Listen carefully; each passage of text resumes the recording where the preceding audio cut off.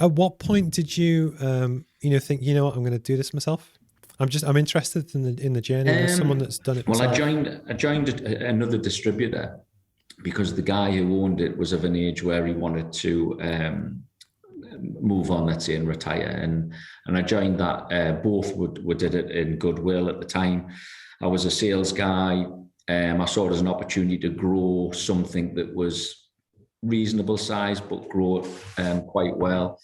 And the plan was always for me to buy into that business in some capacity, and it just didn't work out. I think I maybe did too good of a job, or or they didn't want to take it away from the family. You know what it's like, and I understood that, and so I made the decision there and then. Look, shook hands. I'm going to go and do it myself, kind of thing, because I realised. What age were you then?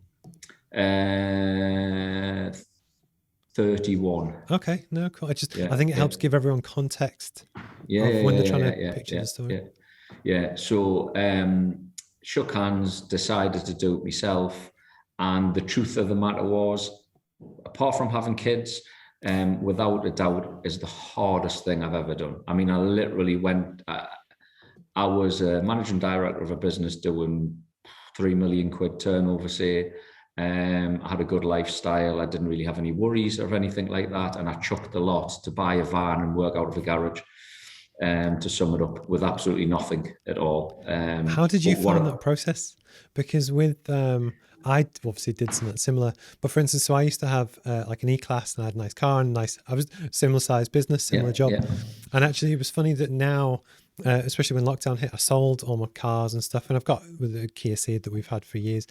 But actually now I take great pride in the hustle and the grind and just doing the best I can, trying to build my craft. But I was just interested to hear how you found that process, or did you just absolutely hate it?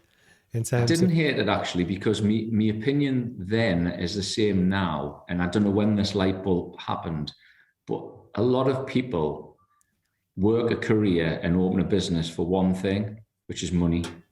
And that's a mistake. It's a massive mistake. Yeah. It's got to be about purpose, quite clearly. And money motivates you today, and it gets you things, but you're a long time dead and they don't go with you.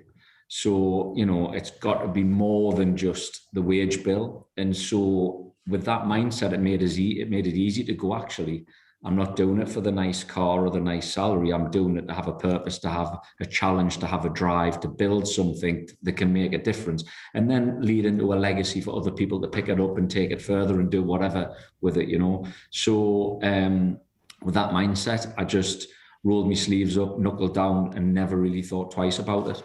Don't get us wrong, there was difficult days, but, ultimately I just cracked on. How did you find the first kind of 6 months, a year? Because when I speak to other people, it's almost that's the hardest bit, where you're trying to have people know who you are, what you offer, and get your first few customers enough to wash your own face.